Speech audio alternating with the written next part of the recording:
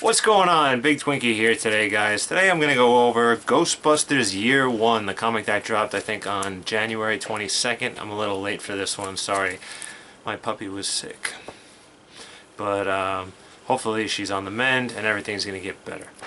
I was lucky enough to have a special someone in my life grab all three of the covers. You got cover A here,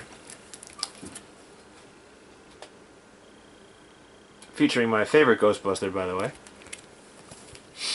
Cover B. And I will go over all the little Easter eggs that they show.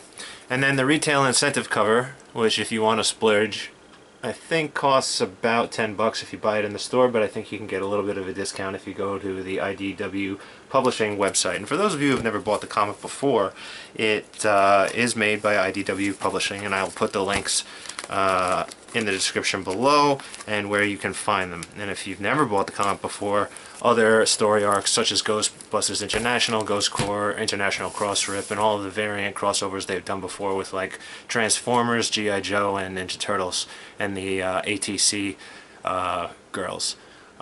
So this story in particular that I have right here is kind of a little bit of a backstory about Winston, where he came from, and what he did.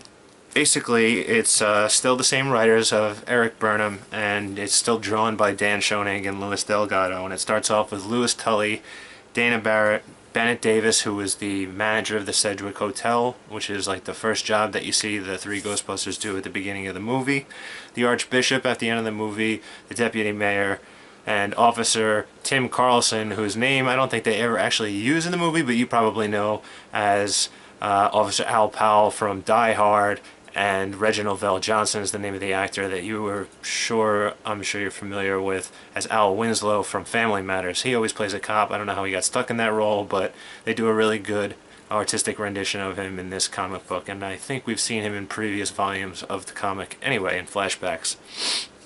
So basically there's a character named Rebecca who is interviewing all of these characters and moves on to Winston and asking about the whole cross rip that went down at 55 Central Park West and the whole issue with Gozer and Stay Puft and stuff like that, and gets down to the point where the famous scene where Winston walks into the firehouse over at Hook and Ladder 8 for the first time, and Janine asks, well, that long list of stuff if Winston believes in, and finally gives one of his best quotes where he's like, there's a steady paycheck in store for me, I'll believe anything you say. Then we see some things that we've never seen before, such as like them practicing with some of the tools of the trade, such as Ray and Winston on top of the firehouse blowing the shit out of pumpkins with the proton pack, and people beneath the street walking down Varick and Moore very unhappy about pumpkin seeds and squash pumpkin guts falling on top of their head. So we get a little bit more about him, like what he tried to do before he got the job, how he was a Marine, how he came out of the Marines. He was from Detroit and he tried construction and then moved along following an ad into the Ghostbusters, and then he goes on his very first call with the Ghostbusters to a very interesting school, college I should say, near Washington Square Park, which is being haunted, or one of the many places I think Egon points out is being haunted by Edgar Allan Poe. And so there's crows involved, and like I said, Dan Schoening and the artist do a really good job of showing what Edgar Allan Poe looks like in the afterlife, and they catch their first ghost, or should I say Winston catches his first ghost. It's a really good series. I think it's going to be a 4-part series leading up to the film coming out this summer, and I think issue 2 is due out sometime in late February, or if not early March, and is probably going to basically, like I said, be ramping up to the film. So I loved it a lot. It was really cool. The art was great as usual, and I just wanted to point out some of the Easter eggs that they had on this particular cover, because they actually have Winston's personnel file right here on the front. So if you start over here, right in this point of Winston's personnel file, you can see that his middle name is Ramsey. Now, Ramsey was actually the name that they were going to use for Winston when Harold Ramis and Dan Aykroyd were writing the movie for the first time, and it was going to be Eddie Murphy as a character when he was going to be like the hipper, cooler type of guy. The next Easter egg that you can see is that his address, I think, hold on, I gotta turn it sideways, I think, for you to see it. Where is it?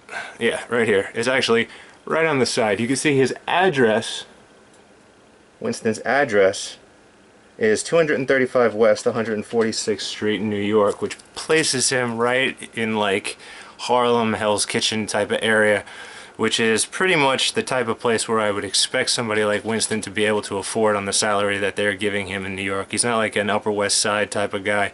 He's a, you know, pretty blue-collar, you know, type of Joe. And strangely enough, the New York City Ghostbusters have gone there to the Success middle school where we've donated to kids and done some slime labs. So next time we go there, I'm going to remind myself that I'm a few blocks away from where Winston lived. The next thing is on the cover is pretty obvious. It's right here on the bottom. You can see Winston's third-degree black belt, just to remind you, you know, that's part of his character, which I thought was pretty cool. And then this requires a little bit of math, but if you look at his paycheck, or rather his monthly paycheck, it equals to be about $480 a month. And at the very end of the first movie, where they're about to cross the streams to try and destroy the Stay Puft Marshmallow Man and defeat Gozer, you can hear Ernie Hudson, you know, yell, "This job is definitely not worth $11,500 a year."